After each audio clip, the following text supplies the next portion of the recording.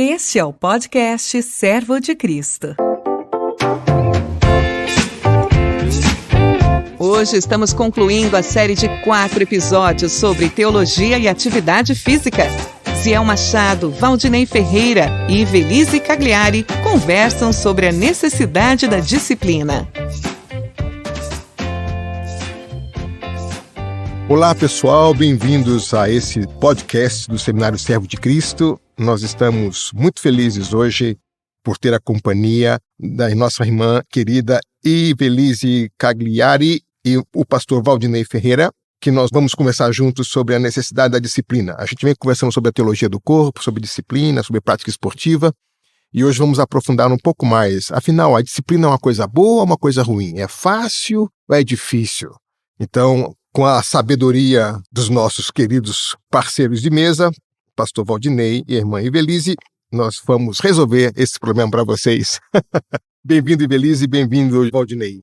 Olá, muito obrigada pelo convite, me sinto muito honrada por estar aqui. Eu sou Ivelise Cagliari e acho que vale uma breve apresentação. Sou educadora física, formada em 90, faz só um pouquinho de tempo, né? Atleta, passei por vários esportes, fui atleta no atletismo, no voleibol, fui maratonista também. Hoje ainda sou personal, trabalho com terceira idade também, tenho um projeto muito legal na igreja, onde congrego.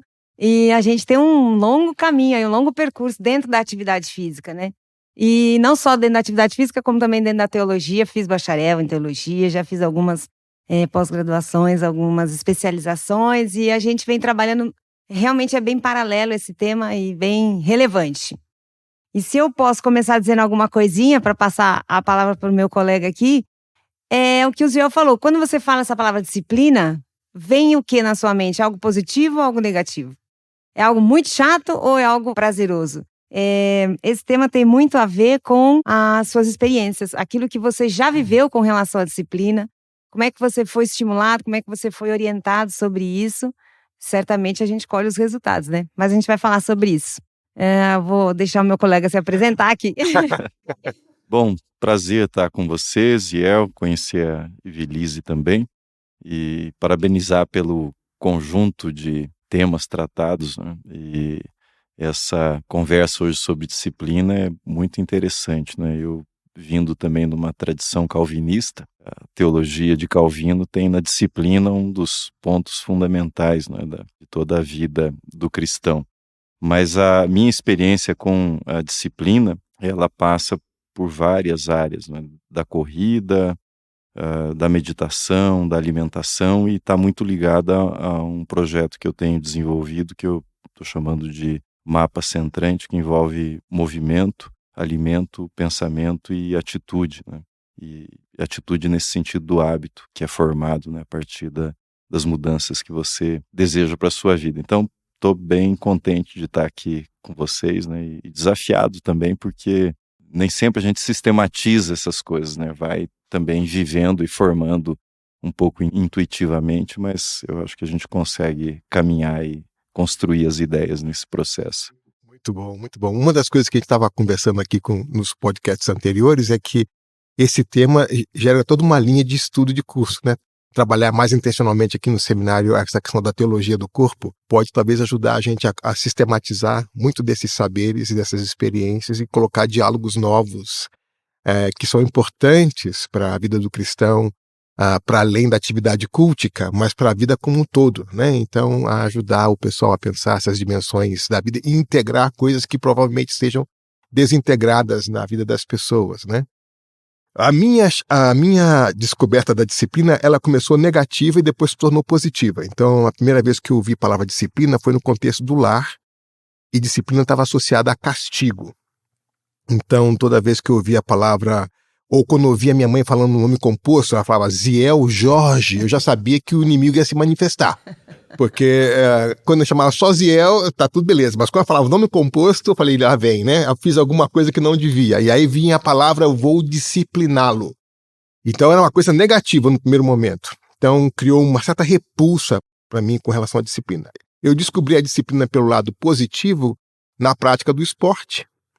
E também com alguns professores na escola que me atraíam pela forma como ensinavam E eles usavam essa expressão de que era necessário certa disciplina de estudo para poder desempenhar bem nas matérias que eles ensinavam. Então, gradativamente, eu fui convertendo o conceito de disciplina, algo negativo, em algo positivo. Na experiência de vocês, como foi esse processo? Bom, eu nasci num lar cristão, claro, e mamãe nos alfabetizou, 5 filhos. Então ela nos assentava, eu era mais nova, ela me alfabetizou na Caminho Suave, inclusive, poucos vão conhecer essa cartilha. Mas ela colocava na lousa, que era na verdade uma lousa criada por ela mesma. Então ela lia e nos fazia repetir, e ela foi dizendo, olha, conforme vocês vão repetindo, vocês vão absorvendo o texto e vocês vão aprendendo, isso é importante. E ela nos disciplinou, mas não havia assim uma mão repressora ou proibitiva, apenas um caminho para você alcançar melhor aquilo que você precisava fazer. Então, por esse aspecto, a criação dentro de casa foi positiva. Até na igreja, éramos de uma igreja pentecostal, isso foi também muito positivo. Mas eu percebo que 5 filhos, mesma mãe, cada um saiu de um jeito. Então, eu acho que é importante dizer que a diferença da personalidade das pessoas, vai interferir demais nessa discussão. Tem pessoas que têm muito mais habilidade para serem disciplinadas. E especialmente naquilo em que elas têm mais habilidade. É muito importante dizer isso, porque às vezes a pessoa fala, mas eu não consigo levantar cedo para correr. Pode ser que não, mas você consegue ter disciplina para estudar. O meu esposo é professor da casa, pastor Marcos de Almeida, professor Marcos de Almeida daqui. Famoso mamãozinho com açúcar. Famoso professor que faz o grego ser fácil e gostoso. Eu não sei como ele consegue fazer isso, mas ele tem uma disciplina incrível para estudar, mas nenhuma para atividade física. Te entreguei, amor, desculpa. Mas veja, eu entendo que tem a ver, inclusive, com a parábola dos talentos. Quando um recebe lá 1, outro 2, outro 5, o fato é que todos receberam alguma coisa. E que você deve multiplicar o que você tem. Então, você trabalha com a matéria-prima que você tem. A partir daí, você vai desenvolver. Mas ela se divide em diversas áreas. Então, tem gente que tem muita disciplina para atividade física. Mas isso também tem a ver com aptidão. Eu me lembro quando eu fui técnica de voleibol no Pinheiros por 15 anos. E nas categorias de base, eu percebia atletas com muita aptidão para o voleibol. Outros mais ou menos. E outros nenhuma aptidão para o voleibol. Que é um esporte de explosão, que é um esporte em conjunto. Você precisa trabalhar com as outras pessoas. Então a gente devagarinho ia conversando. Olha, assim, quem sabe você tem aptidão para um esporte individual ou para um esporte que seja de menos explosão. Então a gente vai tateando até para o balé, para a dança, para a arte, para a matemática. Você vai tentando orientar a pessoa, porque todos têm talentos. Isso é muito importante ser dito. E eu acho que isso está atrelado a resultados. Quando você começa a ter resultado positivo e aptidão, a disciplina fica mais fácil. Porque é natural para você. Porque aquilo você desenvolve por ter uma aptidão. Então, tudo isso precisa entrar na conversa, né? O quanto eu tenho de aptidão para algo, porque a disciplina, ela se autoalimenta quando a gente tem resultados positivos, né? O meu vizinho, que era meu treinador de xadrez, me levou para o clube para jogar xadrez. E a sala de xadrez ficava exatamente embaixo da arquibancada. Então, eu estava jogando xadrez e eu escutava barulho da torcida e era o pessoal jogando basquete. Eu falei, meu negócio não é xadrez. Meu negócio é com torcida. Eu passei muito por isso com piano. Minha mamãe queria que eu tivesse alguma aptidão com música e aprendesse piano. Eu tentei aprender piano 5 vezes, mas quando eu vi uma bola, os meus olhos brilhavam. Eu não podia ver uma bola. Quando eu disse para minha mãe, vou fazer educação física, ela quase chorou. Como assim? Mas é isso, é aptidão, é prazer, é ter vontade de ter resultado positivo naquilo. Isso interfere muito. Para a experiência ser boa ou não tão boa, né? Você vê alguma dimensão alguma relação entre a disciplina e a espiritualidade, Valdinei? Como é que você faz essa relação? Eu vejo estava ouvindo a Evilise e pensando, né, quando você menciona a personalidade, que um dos elementos da disciplina é o autoconhecimento. Acho que quando você entra num processo que você está perseguindo algo e você se auto-observa, seja se essa modalidade é a melhor para você, se você está obtendo os resultados ou por que você desiste, falando da corrida, por exemplo, né? O benefício para mim da corrida é o benefício do autoconhecimento. Seja o autoconhecimento nessa dimensão de você ter aquele tempo de silêncio que você está com atenção no que você está fazendo, mas em silêncio, e também do conhecimento do próprio corpo, né, dos seus limites, do seu ritmo, da sua respiração. A disciplina está muito ligada a esse autoconhecimento, né, porque quando você tem o autoconhecimento, você fica menos dirigido pelas coisas externas, né, e mais focado naquilo que você está perseguindo. E também o autoconhecimento te dá capacidade também de desistir, né, porque às vezes a disciplina vai também para o lado da perseverança, né? E é importante também você saber fazer alterações, né? Não ficar numa disciplina que muitas vezes na nossa teologia vai para o legalismo, né? Que você entra numa rotina e aí entra o que você falou dos resultados, né? De ser capaz de avaliar os resultados. Então, ainda no âmbito do esporte, o que você falou é muito importante. Algumas pessoas não conseguirão ter a corrida como seu esporte diário, porque correr parece ser um movimento natural, mas tem pessoas que não terão muito sucesso na corrida, por diversos motivos, mas às vezes pela constituição física, porque ela tem uma prevalência de fibras de força e não de fibras de resistência, então ela pode fazer corridas de pequena distância, e mais explosão e mais velocidade, mas talvez não consigam ter sucesso nessa corrida que a gente está falando aqui de maratona, né? Nesse treinamento que exige outro tipo de combustível. Agora, é um autoconhecimento incrível a corrida. À medida em que você corre, o combustível da corrida é o oxigênio. Por isso que ele emagrece, né? Porque só existe combustão na presença de oxigênio. E esse oxigênio também chega no cérebro e ele renova suas ideias. Você consegue pensar melhor. Eu já fiz muito sermão correndo. Exatamente. Acredito.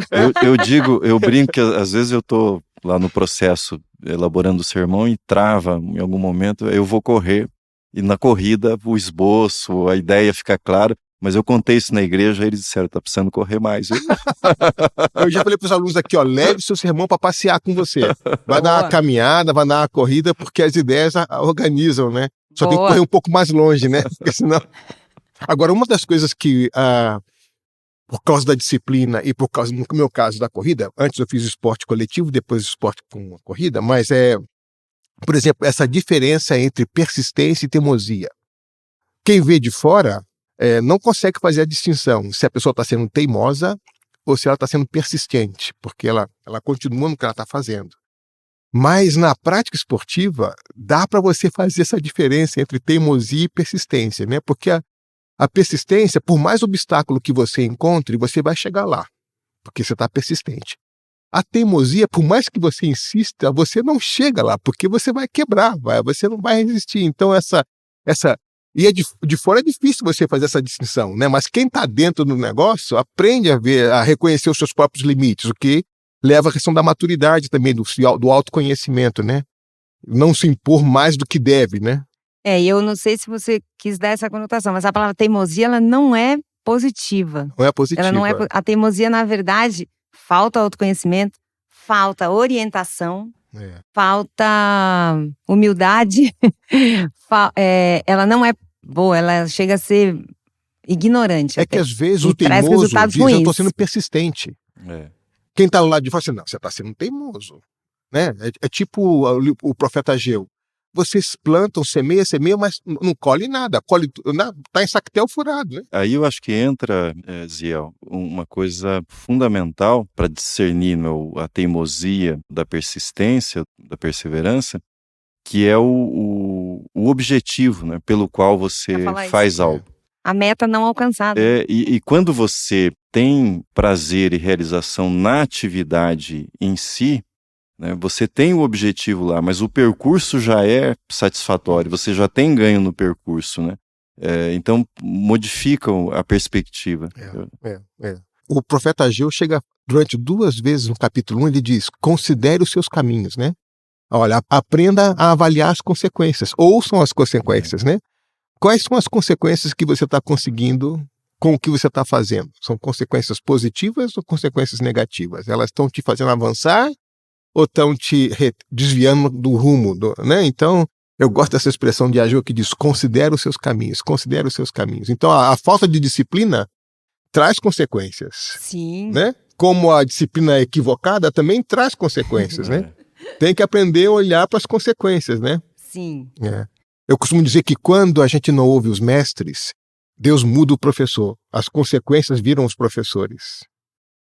Tinha uma colega que treinava comigo e ela queria, de uma hora para outra, correr provas de longas distâncias. E o treinador disse para ela: não, você não está preparada para isso. Ela disse: então eu vou sair da equipe porque eu vou para um treinador que acredite em mim. Aí ele disse: tudo bem, eu só não vou fazer você correr agora longas distâncias porque você não está pronta. Se você for correr longas distâncias, for tentar, você vai se machucar. Ah, então você não está acreditando no meu valor, no meu potencial. Aí ela saiu da equipe, foi correr numa outra equipe e se meteu numa prova de longa distância. Se lesionou, ficou 2 anos machucada. Depois de 2 anos, ela voltou na equipe anterior, pediu desculpa ao mestre e ele falou: não tem problema nenhum. Agora eu só quero que você conte para todo mundo aqui o que é que você aprendeu nesse processo. Porque a sua história de tragédia vai ensinar a outros a evitar esse tipo de coisa, né?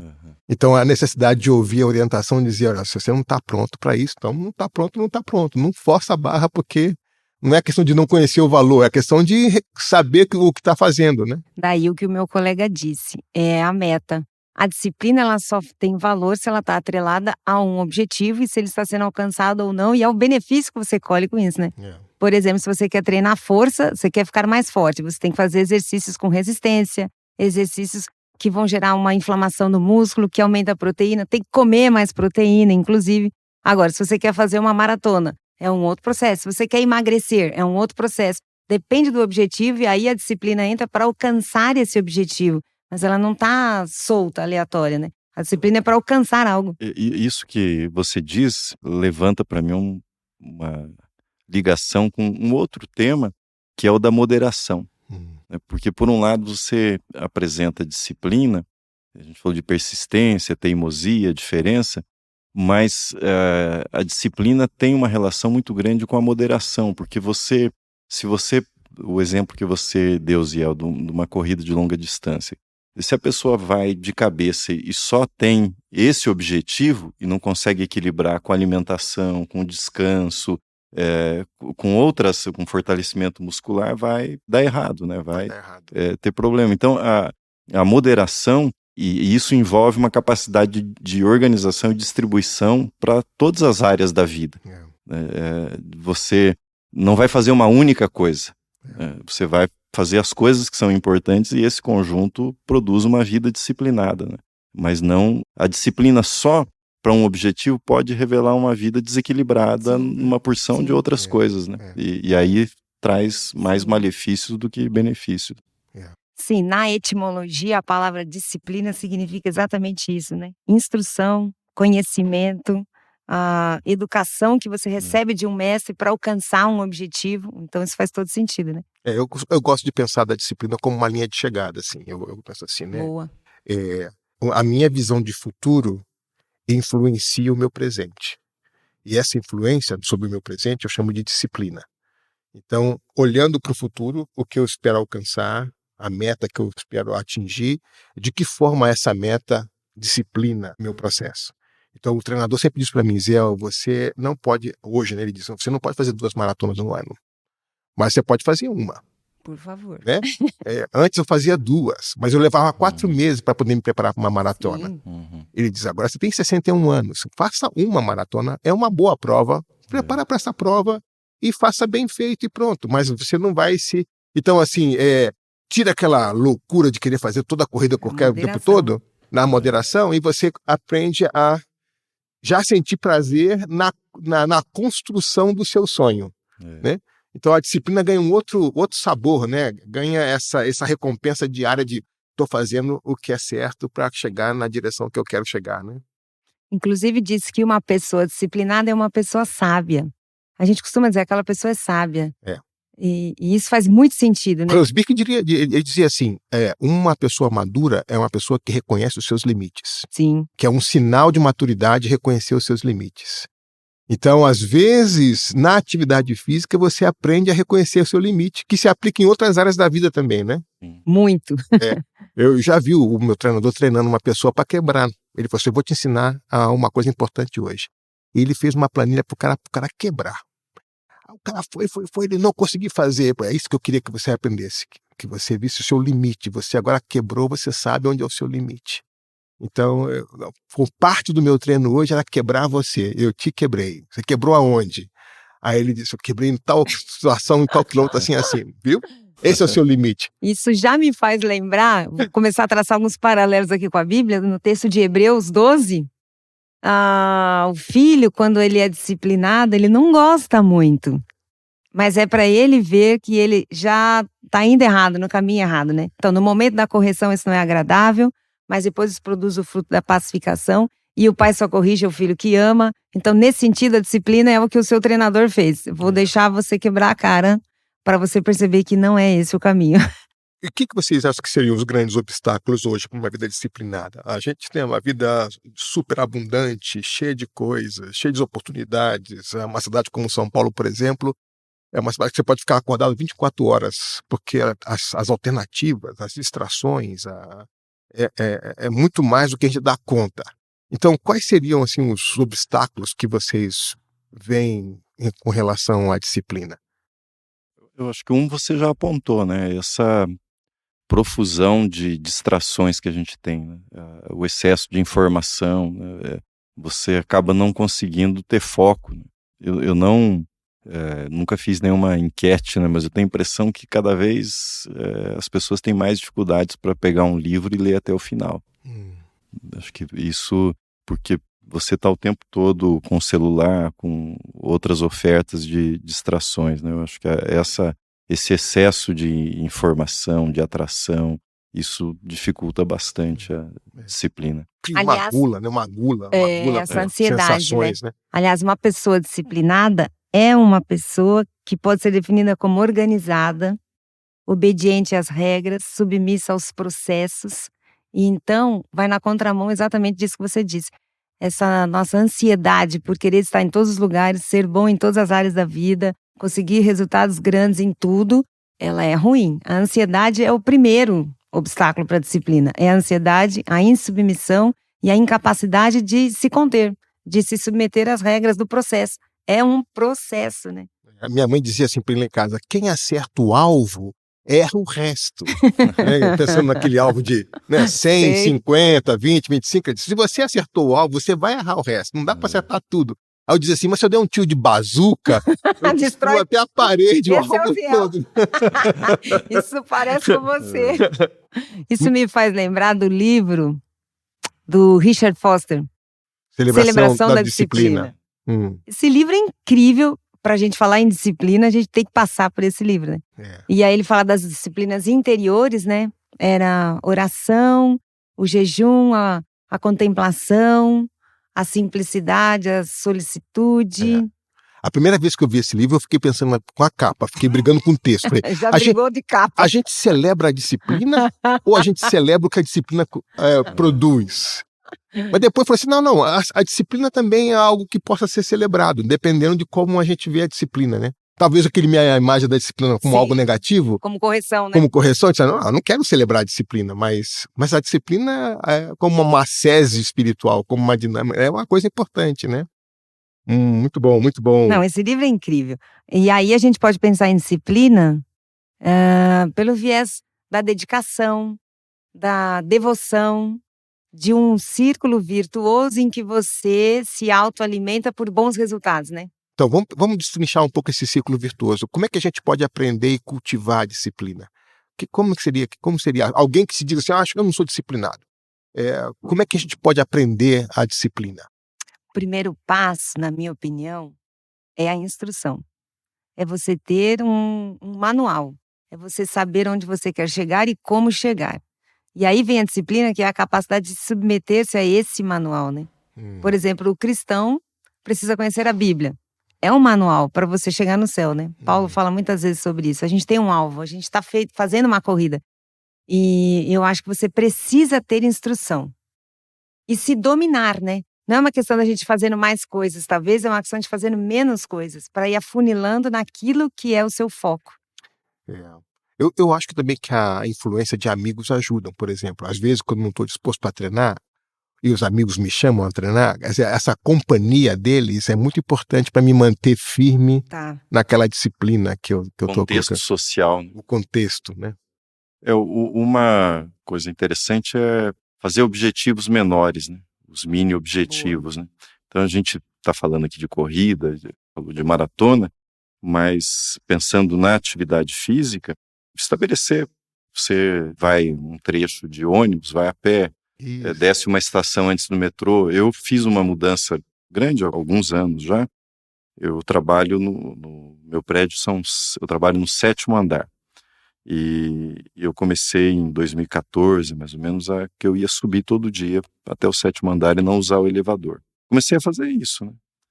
Subia 2, 3 vezes no dia. E chegou um ponto que ficou automático, né? Eu brinco, né? No início, o pessoal queria me puxar para o elevador, né? Depois, assim, já me viam e alguns daí queriam conversar, subir pela escada comigo. Alguns começaram a subir pela escada. Conversava só 2 degraus, porque perdi o ar no meio do caminho. A conversa era curta, né? Então, eu acho que você divide, né? Então, para quem está no sedentarismo, se você começa a caminhar, ou se você divide que você vai um trecho do seu trabalho, num caminho todo, você vai colocando pequenas metas, né? E uma coisa também que voltando no nosso tema anterior, que eu acho que dificulta muito o desenvolvimento da disciplina, ligado ainda à dispersão, né, e que facilitaria, na verdade, a disciplina, é você estar presente no que você está fazendo. Porque o que a Ivelisse falou da ansiedade, o problema é que, geralmente, a pessoa está com o corpo ali, mas a mente em outro lugar, né? E você não tem essa sintonia entre corpo e mente, fica muito mais difícil perseverar em qualquer atividade, porque você já está pensando na próxima atividade ou em outra, né? Eu acho que aí volta no tema do autoconhecimento, né? Se você está fazendo uma atividade, você está em você está no seu corpo, percebendo o seu corpo, naquele momento, ajuda muito para você perseverar no que você está fazendo. Sim. Eu lembrei, por exemplo, na minha infância, quando eu vi a Bíblia e eu achava impossível lê-la completamente. Foi quando a Sociedade Bíblica do Brasil lançou aqueles guias de leitura da Bíblia, que eram 3 capítulos por dia e 5 no final de semana. E eu tenho lá em casa o meu diploma da Sociedade Bíblica, porque eu li a Bíblia toda a primeira vez aos 11 anos. Eu ganhei um diploma. E é exatamente isso. 3 capítulos 3 capítulos por dia, 5 capítulos no sábado e no domingo. E quando eu terminei de ler a primeira vez a Bíblia, eu falei, uau, é possível ler esse negócio, né? E isso que você disse é encantador, maravilhoso. Como educadora física, eu realmente posso dizer que eu acompanho isso. Um atleta que começa ali com 12, 13 anos, jogar voleibol. E não sabe absolutamente nada, um toque, uma manchete, não tem ideia como vai fazer. E ali pelos 16, 17 anos, ele realmente entende, ele joga, ele alcança resultados. Mas ele foi tendo pequenas vitórias. Então a gente faz quadra menor, bola mais leve, 1 contra 1, até chegar no jogo oficial. São tantas coisas que eu posso fazer. E na corrida, então, nem se fala. Eu trabalhei em assessoria esportiva, né, por 4 anos. Então a pessoa chega lá e fala, meu objetivo é correr, mas eu nunca corri e eu não gosto. Falei, deixa comigo, é isso. Começa caminhando mais rápido. Dentro dessa caminhada, você coloca, para cada 5 minutos caminhando, 1 ou 2 num trotinho leve. Para cada 3 minutos, já coloca 2. E a gente vai fazendo planilhas. E, nossa, eu vi tantos alunos começarem com 1 ou 2 minutos de corrida e depois estavam fazendo 5K, 10K, 21. São pequenas metas. Isso é muito exatamente importante. Assim. 3 minutos caminhando, 2 trotando, depois invertia. Exato. Aí a primeira 20 minutos, depois foi meia hora, depois foi 40 minutos. Quando chegou a 50 minutos, eu estava correndo meia hora sem perceber. Não é lindo? É o prazer do resultado que você está tendo ali, que vai alimentando você ter metas mais ousadas, né? Metas maiores. Mas esses resultados de curto prazo, eles retroalimentam os resultados, a disciplina para você traçar objetivos maiores, né? Isso é importante. A satisfação da atividade física é legal porque de imediato você tem uma satisfação. A atividade física, ela tem muitos benefícios, numa ordem hierárquica. O primeiro benefício, ele verdadeiramente é psicológico, que é a produção da endorfina, que é a produção daquela sensação de bem-estar, que é logo que acaba o treino. E aí você vai tendo outros resultados. Você tem os resultados fisiológicos, você tem melhora na qualidade do sono, você tem resultados clínicos, né? Sua pressão, sua taxa de açúcar, outras coisas melhoram, você vai tendo benefício. Você tem o benefício do emagrecimento, da estética, da vida social, de ter vontade de fazer uma viagem para fazer uma competição. Eles vão aumentando. Mas é isso, são pequenos prazeres, pequenos resultados que vão alimentando metas maiores. Nesse sentido, eu tenho pensado e falado bastante também falando dos benefícios, né, de pensar a atividade física. Do mesmo jeito que você precisa cuidar de uma previdência para a sua velhice, né, para o seu envelhecimento, a atividade física como um investimento para você não perder o equilíbrio, né? A gente vê o tempo todo pessoas idosas que sofrem quedas, Parece que a maior causa de fraturas. acidente são quedas, né? Sim. E a atividade física vai ajudar, é um investimento na sua qualidade de vida, né? Eu vi em algum lugar que no Brasil, a média, depois que uma pessoa fica idosa, é de 10 anos sem autonomia, de perda de autonomia. No Japão, 2 anos, que a pessoa na fase final da vida, muito mais tempo. que ela perde a autonomia. Sim. Então você imagina o custo financeiro, né, de 10 anos você sem autonomia. Então é uma questão também econômica, né? Você dizer, olha, eu quero envelhecer com autonomia. Né? Sim. Deus é que sabe da providência, mas acidentes, coisas, mas né? no que depende da sua ação, você está fazendo um investimento para usufruir, né, toda a sua vida, né? Para viver bem enquanto vive. Quantos anos não está na minha mão, mas como eu vou viver está na minha mão. E isso você consegue, Sim. né? Não é quanto você vai viver, mas quanto de saúde você vai ter enquanto você vive. Né? Sim, nossa comunidade a gente tem um projeto para a terceira idade. Esse projeto já tem 12 anos. E eu dou aula de atividade física para pessoas acima de 60 anos. Eu tenho um aluno de 92 anos. E o objetivo é exatamente esse. É começar a prepará-los para a velhice. Antes, inclusive, que ela chegue, porque tem a turminha com 50 anos ainda é super ativa. Super, hiper ativa. Mas a idade é você chegar lá bem, com saúde e com autonomia. Fizemos uma pesquisa, o maior medo do idoso é perder a autonomia, não é morrer. O famoso, lembre-se do teu criador, antes que venham os maus dias, né? Porque eles virão. Eles virão. Eles podem ser piores, né? Se você não se cuidar adequadamente, né? Agora, às vezes as pessoas dizem, não, para fazer atividade física tem que gastar muito dinheiro, tem que ir para uma academia, tem que comprar muita roupa, tem que sei lá o quê. E a coisa, você pode descer do ponto do ônibus 3 pontos antes e caminhar para sua casa. Pela escada. Subir a escada, né? Preferência iluminada, né? Com a pandemia, a gente aprendeu a fazer atividade física dentro de casa. Sempre levanta da cadeira, dá uma volta ali no quintal, ou até no lugar mesmo. Não está vinculado a dinheiro, de forma alguma. E eu acho que isso também é assim, quer dizer, cada vez eu vejo que vai crescendo essa consciência de que a gente pode alterar a qualidade da vida que nós vamos ter. A gente não pode alterar os anos, a quantidade, mas a gente pode dizer, eu quero chegar bem até onde for possível chegar, né? E é com atos pequenos, nesse momento, mas com disciplina, com cuidado, que a gente chega lá, né? A disciplina da alimentação que você citou, ou ele, não me lembro, ela também é muito importante, né? Você quer muito comer doce todos os dias, uma sobremesa de manhã, à tarde, à noite, é totalmente desnecessário. Esse prazer imediato vai ter um alto custo lá na frente. Então é a disciplina de você entender por que eu vou me privar disso hoje para ter um benefício a longo prazo, né? Isso envolve essa palavra disciplina. E aí tem um conceito que eu uso nesse processo meu de automatizar a subida pela escada, que eu achei muito legal, que é o conceito de fadiga decisória. Né?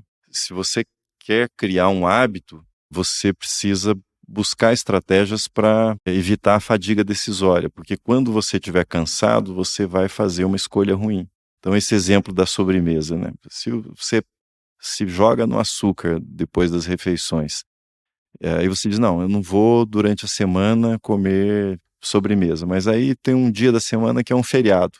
Mas será que isso aqui Posso ou não posso, né? Aí você provavelmente vai ceder.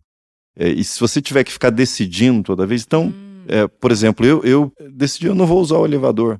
Pronto, Tá decidido. não vou usar. Então, eu não tenho que ficar toda vez que eu chego ali tomando a decisão se eu vou ou não vou pelo elevador. Até porque é melhor diminuir a dor, né? Não elevar a dor, né?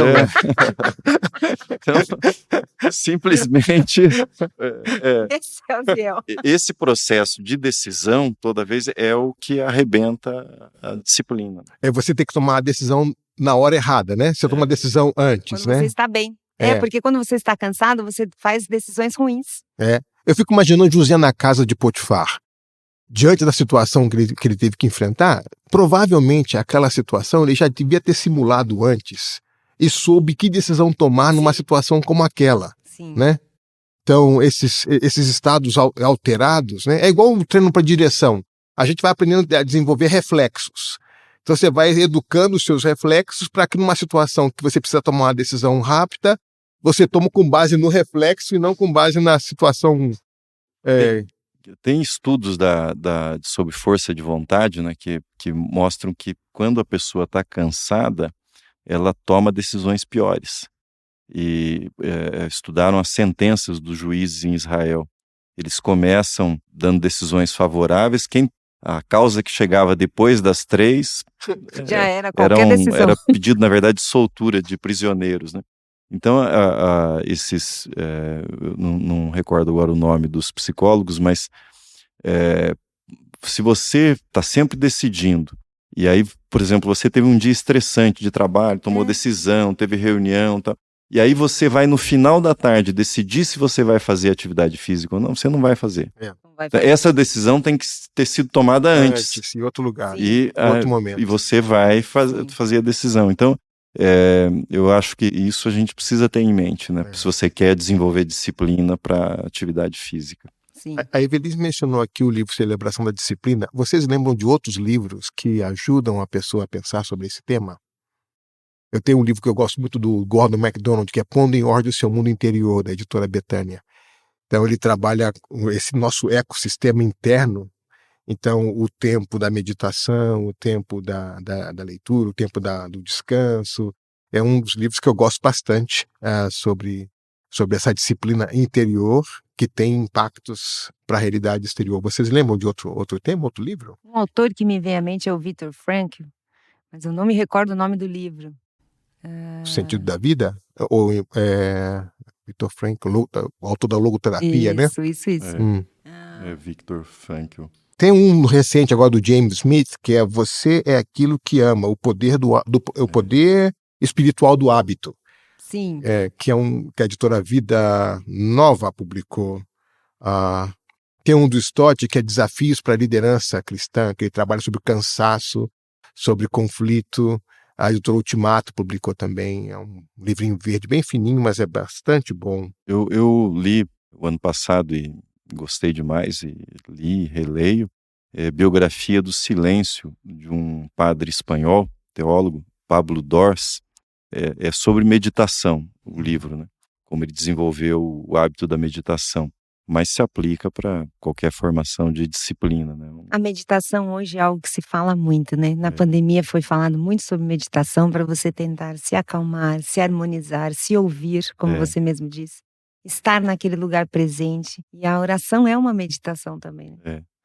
O Pablo Dors, ele trabalha bastante o silêncio. Uma coisa que eu acho interessante pensar é que sedentarismo é igual inquietude mental. E atividade física é igual paz mental. Olha só. Bem interessante, hein? Porque quando você se movimenta, você aquieta a sua mente. Sim. Quando você tem uma vida sedentária, a sua mente se agita. Em algum lugar vai ficar tumultuado, né? A ideia do se aquietar é colocar cada coisa no seu lugar e no seu tempo. Uhum. Você, inclusive, se torna mais produtivo. Sim. Mais produtivo. Inclusive, todos esses personagens aí que falam hoje na linha do desenvolvimento humano, coaches e tal, eles dizem que a disciplina é a mãe do sucesso, da performance. Você consegue fazer mais coisas com mais calma, com resultados mais assertivos, quando disciplinado. Quando sabe o horário de cada coisa. Isso é muito importante, né? Gente, olha, o tempo passou tão rápido. É mesmo? Mas a gente tem que ser disciplinado com o tempo, A gente né? tem que ser disciplinado? Ó, eu gostaria de citar um texto que eu gosto muito para fazer um paralelo com a Bíblia, que é 2 Timóteo 2:5. O atleta não é coroado se não lutar segundo as regras. Quando Paulo dá os seus conselhos a Timóteo, é um texto maravilhoso e ele é 100% disciplinado, né? Então, esse texto fala muito para nós sobre a disciplina. Você não conseguirá seguir avante, conseguir realizar a meta se você não competir segundo as regras. E claro que a disciplina tem a ver com perseverança, com foco, mas ele diz assim, mas aí já é em Coríntios. Todos correm no ginásio, isso era muito forte na época de Paulo, né? Todos correm, mas por uma coroa destrutível, perecível. E só um ganha. Imagina, agora nós estamos correndo por uma coroa que não se corrompe, né? Mas você precisa correr segundo as regras, né? E isso tem a ver com a disciplina para o foco, para o prêmio, né? Para o prêmio da soberana vocação. E aí a oração e a meditação. A gente podia terminar com dicas. Deixa eu compartilhar uma dica que eu recebi do Stott. O Stott dizia assim, Ziel, se você lê 1 hora por dia, você lê 50 livros no ano. E é sensacional isso, né? Sensacional. Então, de pouquinho em pouquinho, a galinha enche o papo, como dizia minha mãe, né? Literalmente. Então, de grão em grão. Então, a leitura é algo fabuloso, além de educar nossa mente, ajudar a educar as emoções, nos transporta para outras realidades, abre muitas janelas e possibilidades de conexão, nos faz bem, mantém o Alzheimer longe de você. Então, uma disciplina de leitura é algo recomendável. Então, se você não consegue começar com 1 hora, comece com 10 minutos. Sim. Uma página bem lida já é uma coisa boa. Então, 10 minutos, lê uma boa página, depois, e aos pouquinhos, você lê um livro por ano, ou um livro a cada 2 livros por ano, mas... Então, uma dica é, comece com poucas páginas, mas leia sempre. Outras dicas que vocês tenham aí? Ele já deu uma, hein? Suba os degraus aí de do onde você elevador, trabalha, né? da sua casa, X. Para 2, 3 pontos antes, se você anda de ônibus ou metrô, né? Para 2, 3 estações antes, é uma dica. Se você não consegue ainda correr, caminha, vai colocando devagarinho, 2, 3 minutos de um trotezinho leve, vai aumentando isso devagar. Hoje tem muito aplicativo e muita instrução que você pode conseguir facilmente. É uma dica. Tome mais água. Importantíssimo. Hidrate mais o seu corpo, vai ser bom para você, para sua pele, inclusive. Diminua o açúcar. Diminua o açúcar. Tomar água, né? Logo que acorda, se expor à luz do sol. Isso. E tomar um banho frio. Bom, banho frio, eu acredito que, como metodista, pode ser na unção. Mas é bom. Ativa a circulação. Ativa a circulação. É ótimo, para a saúde é muito bom. Gente, muito obrigado, Valdinei, muito obrigado, Ivelise, pela contribuição de vocês. A todos vocês que nos acompanham, ouvindo, o nosso seminário Servo de Cristo está de portas abertas para vocês. A gente pode continuar essa conversa aqui. Você pode vir até a escola, sentar com a gente, conversar, trocar as ideias, conhecer um pouco os programas da escola, as diversas possibilidades de curso que existem. Nós precisamos de uma igreja madura e o sonho do nosso seminário é contribuir para a maturidade da Igreja de Jesus no Brasil, por meio do estudo, por meio da reflexão, por meio da mentoria, da direção espiritual, por meio das conversas. Então, se você nos ouve e quer nos conhecer, faça contato, vai ser uma alegria receber vocês aqui. Muito obrigado, Ivelise, muito obrigado, Valdinei. Vocês têm uma última palavra que queiram deixar para as pessoas, um desafio? Bom, eu que agradeço a oportunidade, quero dizer que essa minha meta de vida sempre foi, como educadora física e como líder de adolescentes na igreja, seja disciplinado para que você alcance bons resultados, para que você viva bem. O resultado disso é que você vai viver melhor, né? Então, vale a pena pensar em disciplina como uma palavra boa, positiva, e é o que vai fazer você alcançar os seus resultados. Joia. Parabenizar, Ziel, o seminário pela iniciativa, né? Acho que são temas assim, da maior relevância e importância, né? E conseguir fazer essa conexão do que isso tem a ver com a vida cristã, né? E como desenvolver na vida cristã essa disciplina relacionada aos temas da atividade física.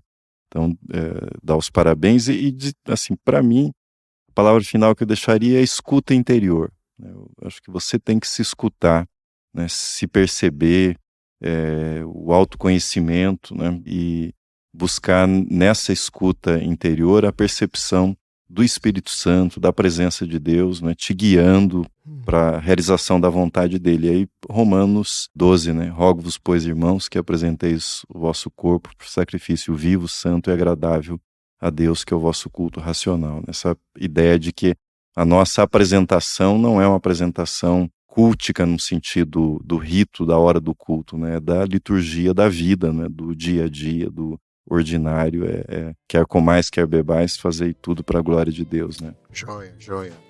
Gente, não desperdice nem menospreze os pequenos começos. É isso. Uma longa jornada se começa com um passo de cada vez. Então, um grande abraço para todos vocês e até o nosso próximo podcast.